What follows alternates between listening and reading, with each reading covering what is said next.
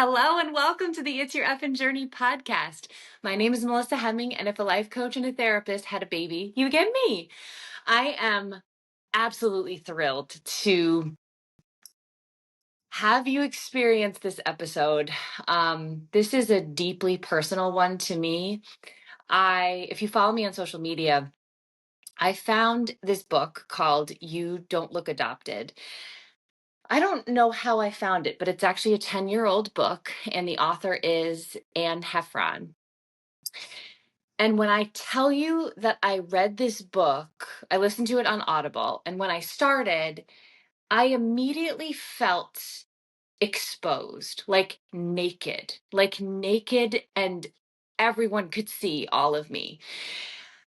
And I don't care about being naked. I love being naked. Naked is natural, but it just was so mind-blowing to me. I've read a couple books about adoption in my life because I was adopted as an infant, but this book was so real and so raw and just really articulated so many thoughts that I've had for so much of my life. It even felt exposing to just share some of those thoughts on social media. So, and this I think this was a big uh, growth moment for me because I read the book, I finished the book, I found Anne on social media, we connected, and then I said, I'm terrified to ask this woman, this real life adult woman, to come on my podcast and talk about her book. And you feel sick. I felt sick. I opened my messages. I said, I know you probably have so many things going on, but if you'd like to come and chat on my podcast, I'd love to have you. And she said yes immediately. So that was a huge moment for me. And then sharing the conversation with her. I mean, if you listen to the podcast, you may not see it. But if you watch it on YouTube, I just couldn't keep my shit together. I felt like it was a therapy session for me. So it does feel really exposing and it feels really raw. And I'm a little scared to let y'all into, some of my thoughts and feelings and beliefs, but as always, it helps me to share it. And if somebody out there relates to it, or can make a connection about their own life, it's always worth it. So I'm so excited for you to listen to this episode. Anne is an amazing writing coach and an author, and I just can't wait for you to hear her story. If you have been following along too, It's Your Effin' Breakthrough. The club opened this past week, and I'm so excited to have my girls in there. And we are celebrating our wins, doing journal prompts weekly, and we have monthly group coaching. So if you are ready to join the club and see how journaling can impact your life as well as the support of women in a community, I'd love to have you in there. It's $29 for the month, and the link is going to be in the bio. So without further ado, what time is it? Podcast time. It's a celebration. What time is it? Podcast time. Let's go.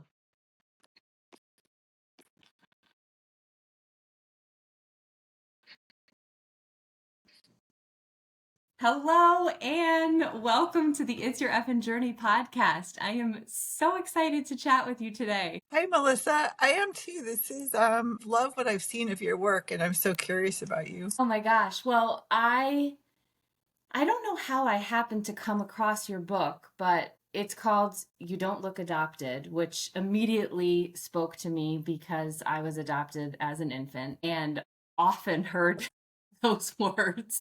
It's funny, I think people even sometimes want to convince themselves that you look like your biological parents, or I'm sorry, your adoptive parents, and it's just wild. No worries. Yeah, so I found your book and I started it on Audible. Is it just on Audible, or it's paperback too? Oh, okay, perfect. So I started reading, or I started listening to it, and I was blown away. Like I felt like you could see into my soul in a way that I don't know that that's ever happened to me in a book like that. So many emotions. I had to listen to it in increments because it was just so many feelings that it was unbelievable. So I can't even imagine how it must have felt to write that book and Mhm. know that the work was so important to get out there, but also feel so exposed. Yeah. Well, I didn't know that it was important to get out there. It just felt like something I had to do. Okay. The exposed part, I didn't know I could do that. I have spent my whole life hiding, and so I didn't know I could say those words. And so, luckily, I had someone who I would send my work to every day, and I would be like, "This is bad," like, "This I can't say this stuff," and he would say, "No, this is it. This is your voice. Keep going." And that's why I do the work I do now as a writing coach, because I think particularly for adopted people, those are the things our truth are things that we learn to bury and Yeah. to think aren't important or aren't true or are shameful. And so to write them doesn't feel that great. It just feels like, wow, this is garbage. And you need someone to reflect back to you. I think in the groups, it's really neat when someone reads a little bit of anything they write and to see in other faces Yeah. acceptance and love, instead of what for you felt was difficult to hear. Oh my God, I'm getting emotional. um, Yeah, of course. I think so. I related so much to what you talked about, like sort of not, sort of never having these things that felt wrong about us, or like I had behavior issues as a kid. I never really felt understood. And and I mean, I think the adoption conversation has come along so far, and I think it's so awesome that you have this book to sort of help people to understand that there is more there than you may realize, right? From the trauma. Mhm, And when I was mhm. having like behavior issues when I was a kid and we went to a therapist, the therapist he just said, there's nothing wrong with her.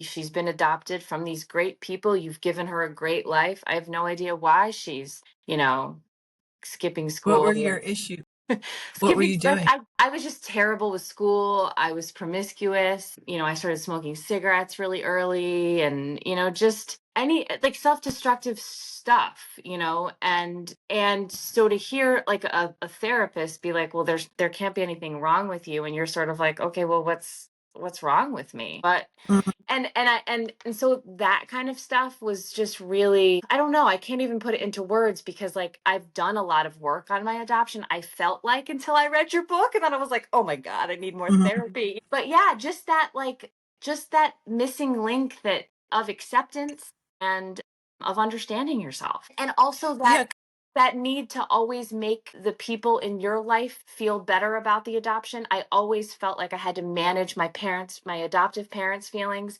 Then I met my mhm, biological mother, and it's been a great situation, but I always have felt this need to make them all feel better. And my mhm, needs were never considered like that, not in the way that I mhm. needed. Yeah, which is terrible for your body. And if you think about it, it's funny that if you think about, therapists and your parents looking at you like your behavior is the problem, but actually their behavior is the problem. Yeah. You know, but you're behaving perfectly normally for someone who is having identity issues and they are blind. Yeah.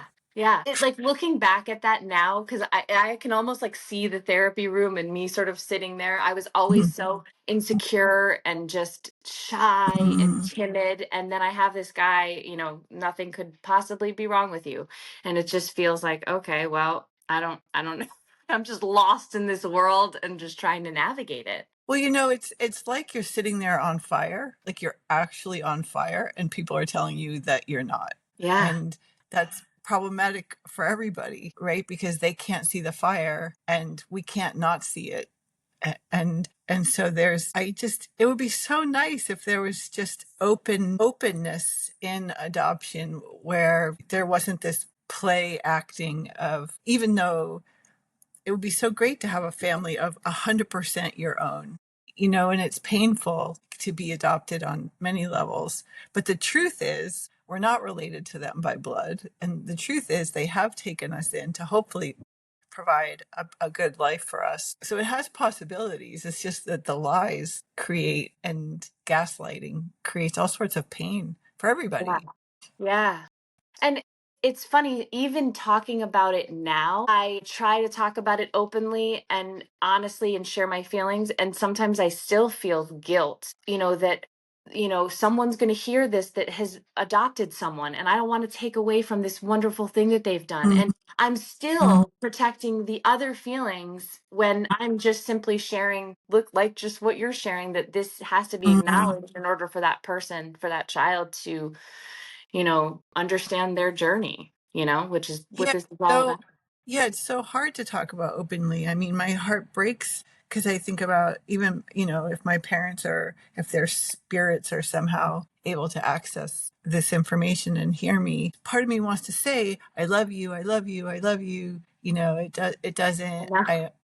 and a part of me is still afraid of hurting them and getting abandoned by them. And also, my brain wants real parents. I Yeah. had one shot to have parents, and I don't want to say I went to, Costco and got like second best, because then I feel second best. And Yeah. so I don't want to take that away from myself either, that I want to have had a full parental experience. Yeah, so it's really complicated. And, but I also feel like the people whose feelings we're trying to protect, like, couldn't they go to therapy? Yes. Yes. I Why do this we is have to take care of them? this is like the adventure of my adulthood is letting go of that protection of other people's feelings and letting them own their shit. I can't Mm-hmm, do it any longer. So I just have to mm-hmm, worry about myself. And I literally have a tattoo on my wrist that says me, to remember me, because I get lost in the needs and the feelings of everyone else. And I mm-hmm. it sounds like your situation is similar. Mm-hmm. Yeah, and it's so complicated when you actually may have more than one me, right? Yeah. You have the me that developed as a bunch of coping mechanisms to make sure that she's not abandoned, and that, she is the daughter of adopted parents. And then there's the me that is the core self that nobody can adopt, nobody can, that's, that's basically empty space. It's And so we can go back and forth between, this me is doing this, and now this me is doing this. But that's, again, that's like driving a car with the brakes and the gas on at the same time. And I feel like for adopted people, that what I'm learning for myself is that it's so basic, but I do think the answer is in the body. Just what you said about you're claiming your own self, that my attention was blown out of my body, and I paid attention to everybody else to make sure that this body was safe. But I wasn't in this body. I was out with my brain and everybody else's brain. And Yeah. I'm practicing, and it feels so straight. It feels like I'm in a science fiction movie when I try just to put my whole self in my body and just look out from my eyes, and just be that.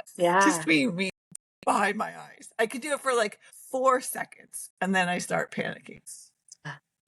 Yeah, it's a whole lot. And I don't know how the experience for you was of having kids, but I think I always really struggled my whole life with my birthday. Just like I well, and there was a turn. So like I for a lot of my life was like I looked to that day to feel love from other people, and always felt empty-handed, and I didn't like my birthday for a lot of years. And then finally in my 20s I was like, no more. Maybe it was my 30s. I don't know. At some point I was like, fuck all of this. I'm planning the day that I'm going to have, and I'm going to make this shit happen. And Mm, ever since then it turned for me, because I wasn't looking outwards. I was taking care of myself. But when I started having kids was when it got a little bit harder, because I didn't understand what it felt like to have a baby, right? And to be in the hospital, mm, and my heart broke. My heart broke for the little baby Melissa, who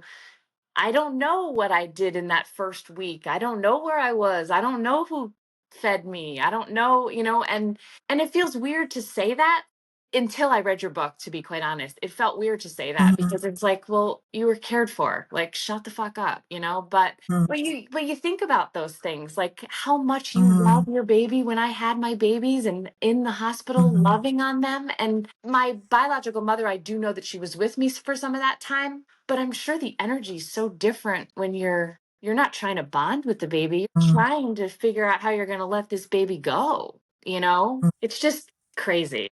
Yeah, it's such a big deal. I think for so many, everything that you said, so many adopted people struggle with their birthdays, and so many adopted people, women wake up, or I guess men too, wake up when they have a baby because suddenly these questions emerge, like, oh, wait, who did hold things you might not, I didn't think about that when I was a kid. Just Yeah. didn't cross my mind. And what I'm finding, I just in the last year took Martha Beck's Wayfinder course because I needed to work on my brain because I felt like my brain was not supporting me in all of this in a lot of ways, that it was causing me, the more I told stories about being adopted, actually the unhappier I felt. And I Really? and I wasn't sure, yeah, I wasn't sure what was happening. Well, the more I thought about I was born and abandoned and I was alone, and my brain spun stories. And it is important for us to know this because I think it helped perhaps create our attachment style, right? Like if we're anxiously attached, it's nice to know it's not our fault. That didn't come out of nowhere, Yeah. right? That perhaps we were born and just like you said, we have a mother who's trying not to bond, which that's helpful for us to go get help. Yeah. But what I found was, and Martha Beck said, our left brain is the part of our brain that tries to create meaning, and so it creates stories out of feeling, which can be helpful, but it can also be really troublesome because we have a negativity bias, and so we're going to prioritize negative thoughts over positive thoughts. And so the more I thought, my mother didn't hold me when I was born, and like the more my brain latched on to those stories and they believed they were true. And so then I have feelings because of these stories. I have feelings of Yes. sadness and they come out of nowhere. Like I can see a baby and I can think, gosh, I was so distraught when I was a baby. I probably was alone and cried, but I don't have any evidence for that.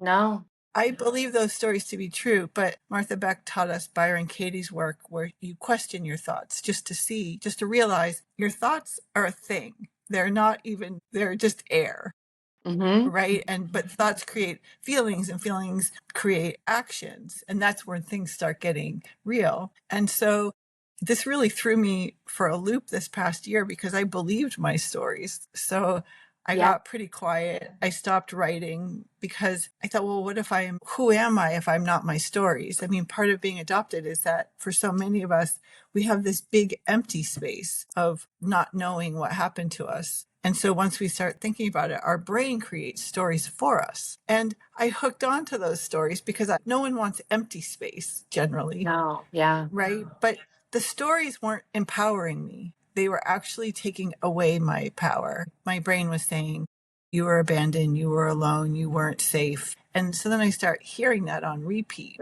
subconsciously or consciously. And that's not good for my bones. Then my bones start feeling weak because I don't know how to take the next step and say, well, okay, but how do I make the most of this life? Yeah. Yes, those things happened.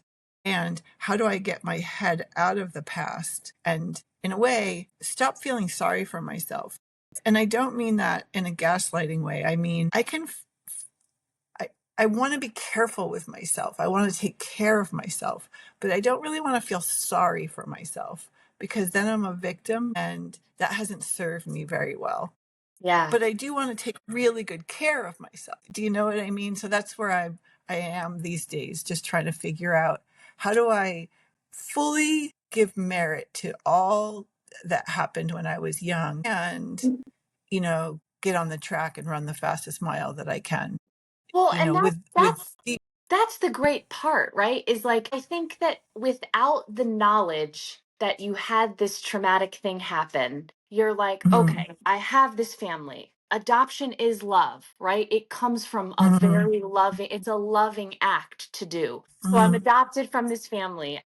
or by this family. I'm given up for adoption in love. I was loved, right? But you don't have that knowledge that something actually traumatic happened. So you're just trying to Mm-hmm. shove the positivity, it's like almost like toxic positivity, right? You're not acknowledging the trauma. So you're just shoving the positive in and something isn't working, which is, I think, what was Mm-hmm. wrong for me for a huge part of my life. But then Mm-hmm. knowing that trauma, it's like you said in the book, you know the trauma, you can recognize it. You don't have to be a victim. Now what? Now what are you going to do Mm-hmm. with it? But just having that knowledge is like it just helps you Mm-hmm. take a breath. I mean, I think I told you when I never it wasn't until my early 20s I went to a therapist. I started seeing a therapist, and I don't even know how we got into adoption. She must have been just like doing a biopsychosocial, and, we got to that point. And I don't even know how she brought it up to my attention, but she was like, that is traumatic. And I was like, what? Like being adopted as Mm-hmm. an infant and you have no memories? How could that be traumatic? Mm-hmm. How could that possibly be traumatic? And that was when she recommended that book, 20 Things I Wish My Adopted Parents Knew. Oh, right, by Sherry. And that book blew my mind. I think I still have it somewhere because I never knew.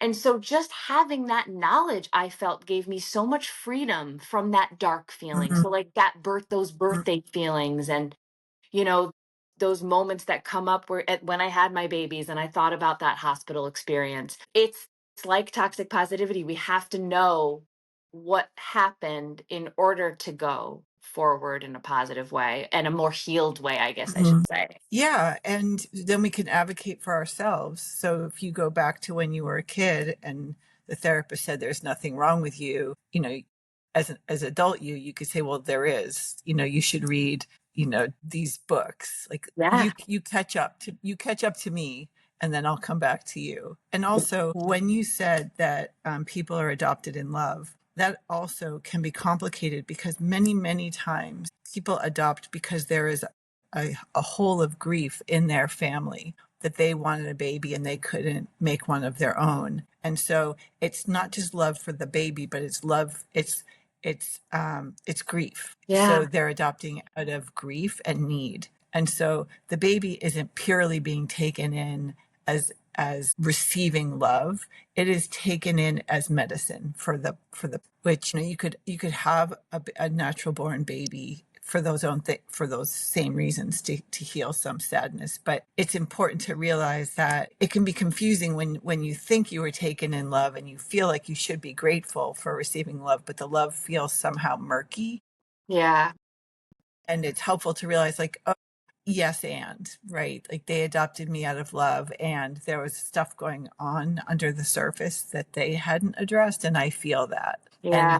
And as a child, we could take that as there's something wrong with me because somehow this love feels thick, or like my parents don't feel completely present. What's wrong? Yeah. But again, if we could all just talk about this, it would. Yes. If you could have open dialogue. And I mean that, I don't Mhm. know, I think for you the same thing, but I learned very early. Well, I wasn't told I was adopted until I was 9, so that's a whole other issue. But once I did, it became very clear we're not talking about this, and if you do talk about it, your mother will be in hysterics. And so I knew very early on, we don't talk about this is not something that we talk about. So and anytime it got brought up awkwardly, it just felt terrible. Like, who wants to do that? So you can't have open discussions if people are crying. And if people are crying and you're a kid, like, absorbing that, what? Like, it's so terrible. That's why I parent the exact opposite way. Like, there is nothing. Like, my friend asked me the other day if I've talked to my kid about something, and I was like, yeah, like, we talk about everything, because I Mm, just never wanted to shield them or make them feel there mhm, was something off topic. If they want to bring it up, I'm here for it, no matter how it's going to make mm. me feel. Increasingly, I think about the time a kid hears you're adopted. And 9 is way too late. Yeah. That's that's gross. And even if you're a little kid, I picture it like it's like we're a tree. right? And we're growing and we have our sense of self. And then people say one sentence, you're adopted. And I feel like it's like they cut the tree down because our sense of self suddenly topples, because that brings up so many questions. And I don't know what grows in its place. Do you know what I mean? Yeah. Like we have to keep growing, but it's not the same tree. I don't Yeah. know. I mean, maybe it's not that it falls over. Maybe it's just maybe that's the yeah. That's I don't know what that is, but it's the way there's this documentary that's coming out. It's called Between the Mountains and the Sky. And it's about this young woman who went to India on a gap year and she went to an orphanage to volunteer, but she ended up staying and she's been there for a long time. And she's adopted over 90 kids now. Oh And my, this sounds to me like when I was watching, I thought, well, this is going to be one big trigger. Like, I'm going to hate this. Like, that's so yucky that she adopted all these kids. yeah. But it was so beautiful. I watched it two or three times in a row Oh, because what I saw was they built this place in response to a real need that there were children who had nowhere to go, nowhere to go. And so the orphanage would take them in, and then the children would see each other as family. And the orphanage would do its best to get the kids back to their community for visits, right? And their names weren't changed, their stories weren't changed. All oh, that was changed was they were given an opportunity to thrive. And to me, that was the best example of adoption I've ever seen because the children chose to call that woman mom. They chose that, they asked for that. And so they have this supportive system that is giving them something they didn't have. They didn't have a family, but they're allowed to there's no lies, there's no deception, right? yeah, And I feel like that gives them the opportunity to want to build a life instead of it's so much cleaner. Do you yeah. know what I mean? God, I you're, mean, and they have to oh, live with the grief. They have to live with so much grief, but it's true grief. It's no one tried to cover up their grief, yeah, like with parents who can't have children and then they adopted children. There's like all this like silly putty being put over grief. So we don't have to talk about it. Let's just not yes, talk about it. yes. And I feel like that just, at least in my situation, got me caught up in this almost like performative. Honestly, I think that that's probably why I started doing bad things, right? Because I can't be this perfect child that you wanted me to be. I can only be me, and I'm lacking, So maybe even like what you said in the book, like that's like are you still going to choose me, after Yeah. all these ways that I make your life a living hell? Are you still going to choose me? And I struggle with my relationship with my parents even now, just that, like, sort of breaking the what's obligated of me, because I feel this like unending desire to make them feel like I'm grateful for what they've given me. And Mhm. yeah, it's a doozy. It really is. I was sitting by a lake yesterday and I was watching these two dragonflies, and maybe they were mating. I don't know what they were doing, but one was attached to the other one. And they kept dropping and kind of banging into a log. And it looked like that was the one trying to get the other one off it. Like they would just drop and bang into the log. And they did it for like 5 minutes. And then finally they separated. And I was thinking, like, just now as you were talking, I was thinking that's when you have to build an artificial self over yourself, just to survive. But you don't know that's what you're doing. You're just trying to keep your head above water. Why wouldn't you want to just continually throw yourself off a cliff? Because you're trying to find yourself. And also you're Yeah. like, I don't even care about this person. I don't like this person, right? I don't know who this person is. I want to get out of here. Yeah. And and so I think there's a real death wish, sort of like, well, not sort of. It can be conscious or subconscious, like I really don't care. There's so much risky behavior, Yeah. right? Like if I can't really be here, then why but my value's like a nickel on the dollar. Yeah. So who cares? Yeah. And honestly, I think that's the struggle now, is like in a lot of ways my parents don't accept sort of how I'm living my life. and it just feels really inauthentic, and I think that's what I just had that aha moment in this conversation. But, Mhm. because I do value being myself, and I am trying to be more myself and do things that are right for me and say things that are right for me. And when you're met with resistance for that, it feels like, do you even, Mhm. is it me that you loved? Is it me that you see? Mhm. Mhm. Yeah, and that's what I'm grappling with now with all the Martha Beck stuff. Because what I'm finding is that I I've lived my life the way you're talking about, and what I'm seeing is, but if I'm fully embodied, I'm not going to worry about if they like Yeah. that's out of my control. Do Yeah. you know what I mean? Like, okay, there, and I think it's more a question of us believing in ourselves and Yeah. us trusting ourselves, and that if I'm fully embodied and my parents don't approve of it, to me that, like, if I'm fully in my body, it's like someone looking at a flower and criticizing the flower for looking the way it looks. Like, okay, Yeah. that's weird because the flower is just a flower. Like, there's Yeah. something, it shows that there's something wrong with the viewer. And I think that it's learning to sit with the feelings of, if I'm fully in my body and I can see my parents, not fully embracing who I am, I have to sit with the complete heartbreak. But I think that in my brain, those feelings are very dangerous because it's not only that I will feel those things, but they will be so intense, I will disappear. And so my brain keeps me from actually letting the feelings process through my body, which they're just feelings of disintegration and grief,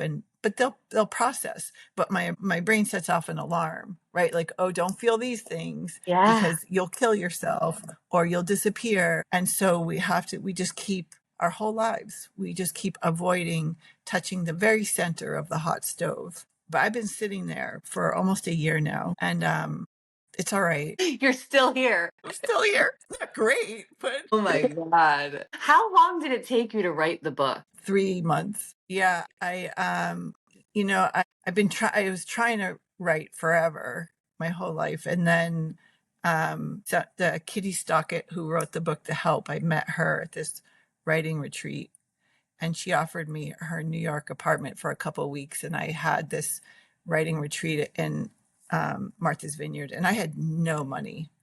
I'd used my emergency credit card for $3,000 to go to the writing retreat, like, as a desperate way to find my story, and she wasn't able to help me, the person. But Kitty was there by some. This is when the universe. This Yeah. is when the universe, like, delivers if you're doing your thing. And I just decided, okay, I applied for every credit card I could get. I went so in debt, and I just said, I'm going to do this. I'm going to go to New York, and I'm going to go to Martha's Vineyard, and I'm just going to put my back up against the wall, and I'm going to write this thing. And then Kitty just kept extending the amount of time I stayed at her place. So it ended up being 3 months. And then I came home and I went bankrupt, and my car was repossessed. And No I way. really had to, yeah, it was tough. I had to, like, I had friends who took me in. Uh, and so um, that was hard, because part of my brain told me, if you do this thing, the universe will take care of you. Like, you'll be okay. And the universe did take care of me, but it was really hard. Yeah. And so I'm gonna I came to the East Coast a few weeks ago because I want to write a sequel to You Don't Look Adopted. I want to write You Don't Look Adopted 10 years later, because I want to help people, or if they're not help, but I want to show people. I think I wrote that book believing in the stories about myself that were negative, Yeah. and that caused me to struggle more. And what I learned from Martha is, if you don't have a North Star, like something that you really want, that you're actively working towards. I worked towards telling my truth, but my truth, it did a lot of things. It got me, I could teach these classes and meet a lot of people, but at the same time, I hadn't um, really examined my core limiting beliefs about myself. And so I still believe, like, you're going to end up homeless, you're in trouble, you're kind of bad. And so, it was like I was my own wind and my own sails blowing me towards the rocks. And so I'm working really hard right now to identify those limiting beliefs so that I can steer towards open seas, or a place that I would like to go to. But it does feel like the I'm trying to move something that's very rusted, Yeah. my own thinking, Yeah. and to envision, to even be able to envision what it is that I want feels like a superpower I haven't developed yet. Yeah. Does that make sense to you? Yeah.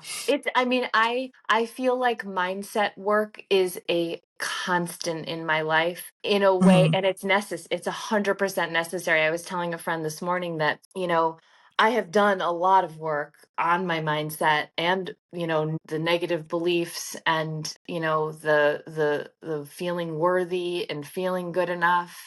But when something rocks it from the outside, I Mhm. I feel it, and I'm going through a divorce right now that was amicable and wasn't this week, and I will tell you, like, receiving so much bad feedback from someone who I spent so much of my life with, like, I could feel myself Mhm. just second guessing myself and those demons coming Mhm. out, and I'm like, I just have to work at it every day, either to maintain or not bring me back and believe that shit, because it doesn't serve me. Mhm. It's not true. And I just have there been other people that have reached out like I did that have read the book and been so touched by it? Like, does everyone struggle with Mhm. this that's adopted? It's a lot of people have reached out and said that they could have written it themselves. And Yeah.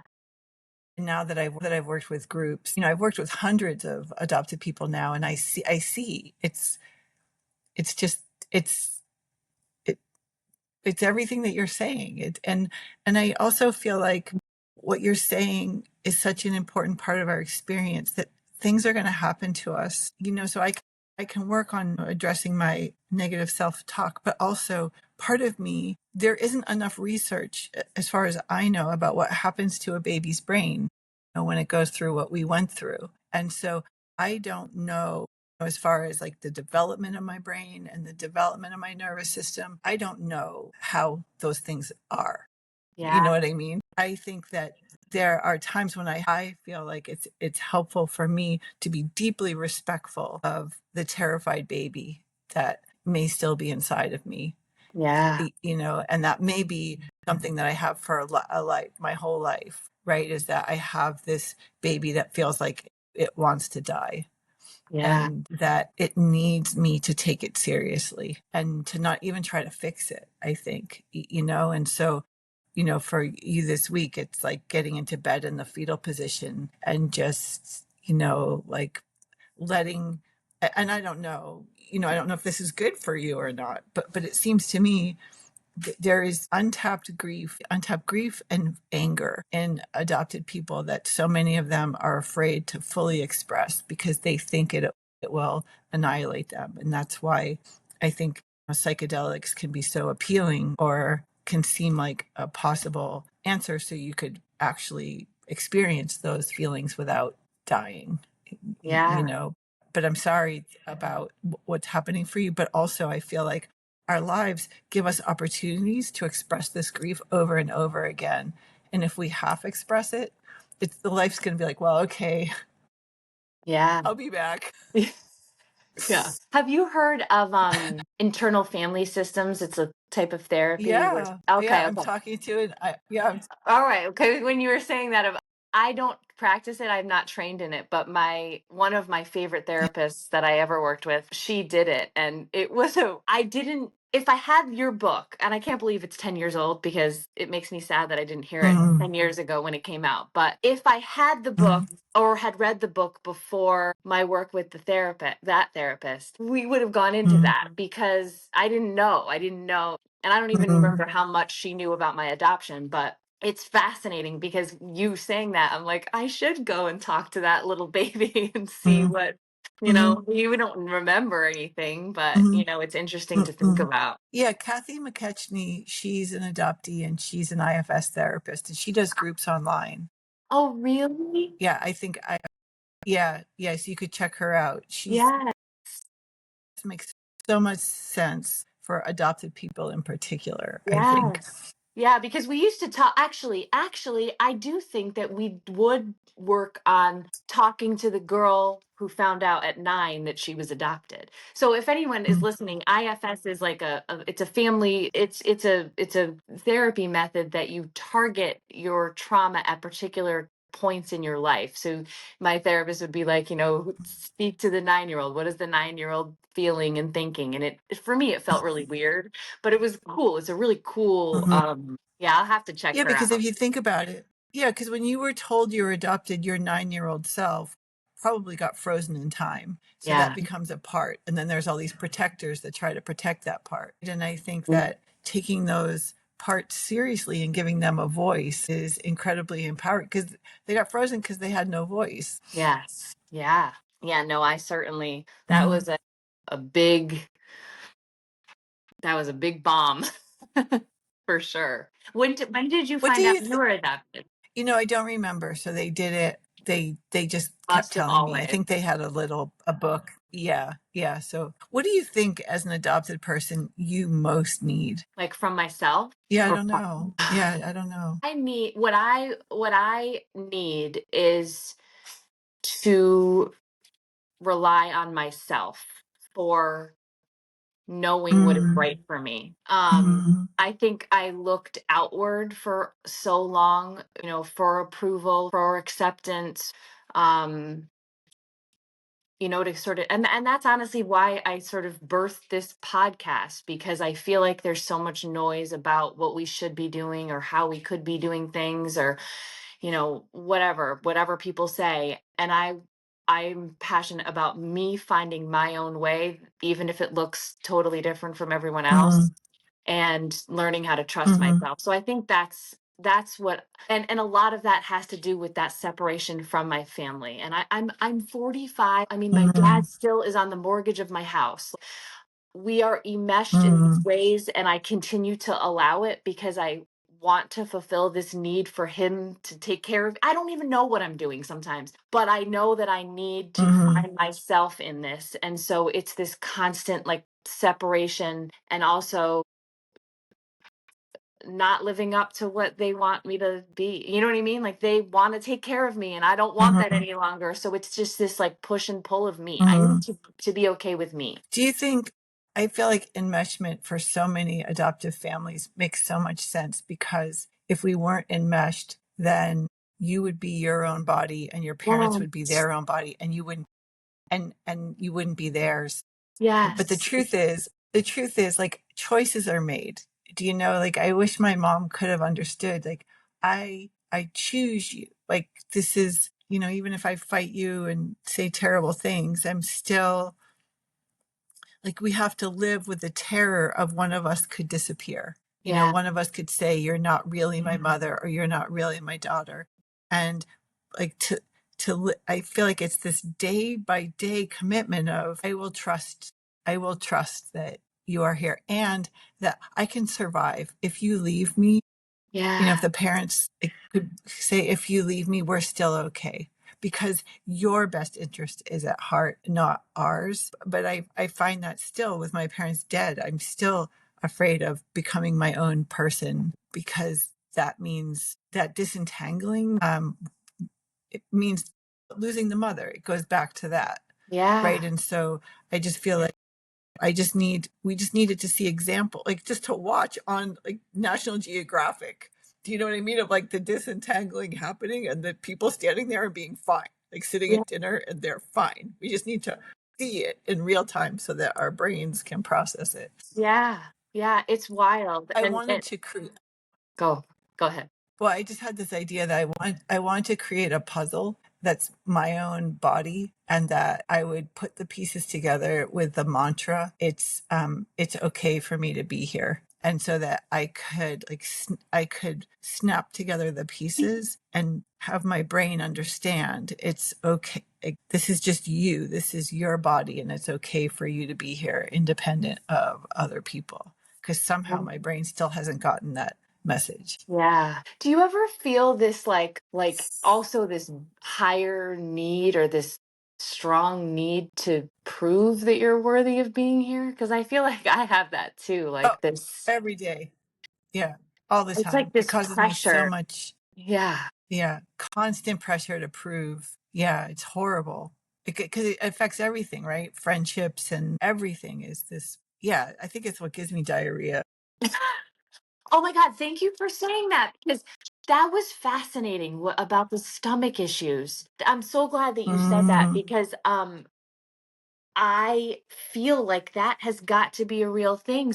In the book, you were saying mm, that a lot of adoptees have issues with their with stomach aches, and and when you think mm. about the baby and all of that, it makes so much sense that I never thought of. Well, you know what I realized the other day? I don't know how to sit with my stomach relaxed, my guts relaxed.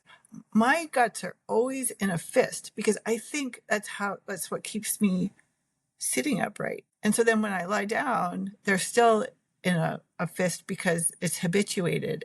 And I wonder if, like, there's like the sucker punch of not feeling safe when we're born. And so then I'm wondering if my brain isn't confused that it thinks my intestines have to be knotted to be safe. And so that things can't move. I've had abdominal massage, where someone did just do this very gentle, repeated touch of my abdomen. And it was the most it felt like a lake, like You are it's blowing just, my if mind I could have because that. I remember my doctor doing Mm, that when I was little, like not weird, like it was a mm, normal part of my physical exam, and I mhm. loved it. Like and it was only like a Yeah, second, but like just even like touching the stomach, yeah. I remember just feeling so relaxed. Yeah, yeah. I wish I wish all adopted people could have some sort of like abdominal massage. And it's where the belly button is, there's a lot there. Yeah, that's so crazy. So okay, so Mm, you're a writing coach.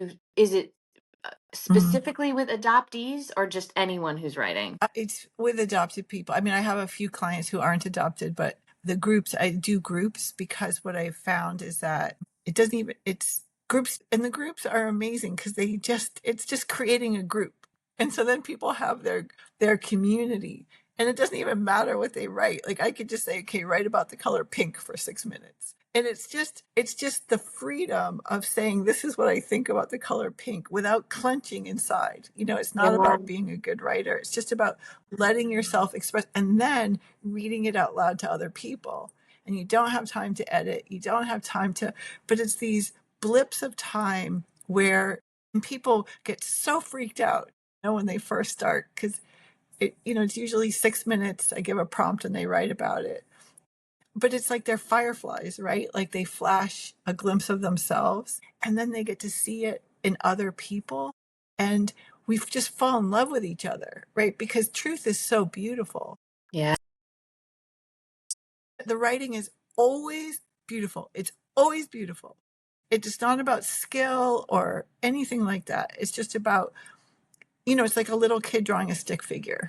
It's yeah, always beautiful because it was the kid truly trying, yeah. and so I have gone from, I don't care. I don't, I'm just about like people feeling the freedom to say whatever is on their mind. It's not about like an MFA program. You know what I mean? Yeah, yeah.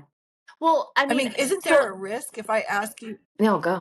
well, it's just if I ask you what your favorite food is, like I think adoptees' minds are like wood chippers, right? Like part of us like, yeah, but what food am I supposed to like? Like what food? And so, and then our guts clench because we can't just answer. You know what I mean? And so if we have to cut, if you get trained to just say, okay, really fast, just tell me what's your favorite food. And you might say something that's not even your favorite food, but you said it, and then next time you could try again. But that, I mean, like it's that that's just being relaxation of it's yourself, safe right? to be myself. It's safe to be Yes, myself. yes, It's safe to be myself, yeah. and Which sounds so easy. I Yeah, couldn't do it. that's I to me, couldn't do that's it. the most. My brain still can't. No, my brain still. No, you could do it because I make you. But it's that. It's that. It's safe to be myself is the thing I still can't. My brain still hasn't wrapped. Like, Yeah, how could that be? I've lived my whole life not believing that that's true, but it is. It's true because I've been safe my whole life. I'm still here. There's some rust up here. totally relate. I totally relate, and that's why I'm in constant every day. I'm like, Mm, what do I want to say here? What do I want to do here? I need to be me, and mm, as long as I'm me, I'm mm, not going to mess anything mm, up because whoever's meant to be around mm, me will be around me, and whoever's not. will not, Mm. and it has nothing to do with my worth. Right? No, it's so true. I mean, we're these energetic magnets, and we pull and we push away what we need and what we don't need when we are true to ourselves. When does your next book come out? I don't know. I have to kind of hustle because I haven't been working because Martha Beck really threw me for a loop. Because I stopped teaching as much because I wasn't sure what I believed anymore. So I'm gonna go to Provincetown and Martha's Vineyard for the fall and winter, and hopefully I'll be done by then. Oh, nice. That's a great Yeah, place to write. yeah. My brain told me you have to go to Martha's Vineyard because that's where you did the other one, and so that's where I'm going. Well, that is so exciting. My I brain is can't very wait. expensive. Thank you. Mine is too. Right? My body's like, oh, it's okay. I could just hang out. Like, no big deal. And my brain's like, no, you need to go do this. Right. I could have just taken a nap. Oh my God, I love it. Oh my God, thank you so much for being here. This was so amazing. I am so grateful that you said You're yes welcome. to coming on here, because when I found you on Instagram, and I'm like, I have to tell her that you changed my life with your book. You really did. It really felt so I was like, I say everything on social media, but I was like, I want to post about this book, but I feel like I'm bearing my soul, and it's not even my soul, but I felt like even Mm, sharing that mm, I read that book, that people were going to now know, and now they're going to mm, know even more. mm, But mm, it felt like you saw me, and I was like, it was amazing. So mm. thank you for doing it. Thank you for writing it. Thank Yeah, you for and don't you doing think what you do. this is how it happens, right? Like I speak my truth and then you speak your truth, and like we make these little inroads, and then it's happening in the adoptee community, and people, yeah, so you're so brave, and so yeah, just go you, and Oh, you. good luck with your divorce. That's always fun. Yeah, yeah. I think we do divorce as well as adoptees. This is my second, Yeah, I so think so. Yeah, I've had two too. why are we the same? I don't know. Well, keep me posted I on the know. book. I can't wait to Yeah. read the next one and all the things that you're Thank you. doing. Thank you. Thank you Yeah, so and thanks for much. all this work that you did. It was so nice to talk to you. So fun. Bye. Bye. Bye. I hope that you love that episode as much as I enjoyed creating it. I cannot thank Anne enough for taking her time and coming on the podcast and sharing her heart and sharing her knowledge. I know that she has helped me, and I hope there are some adoptees out there listening who it also helped too. The adoption experience is complicated and beautiful and messy and murky and so many things. But I appreciate you being here and listening. If this episode spoke to you, touched you, you liked it, share it with a friend, take a screenshot, share it on your social media, and tag me. I would love to thank you for listening. I cannot thank you enough for your support. Again, if you are ready for your breakthrough, join the club and see how the journaling can impact you. And if you're ready to go full force for a freaking breakthrough, it's Your Effing Breakthrough round 4 is going to be opening soon. So if you want information on that, there's also the link in my bio. Follow along Anne's journey. I have her website and her Instagram in the show notes as well. Thank you for being here. I love you. Mwah. See you soon.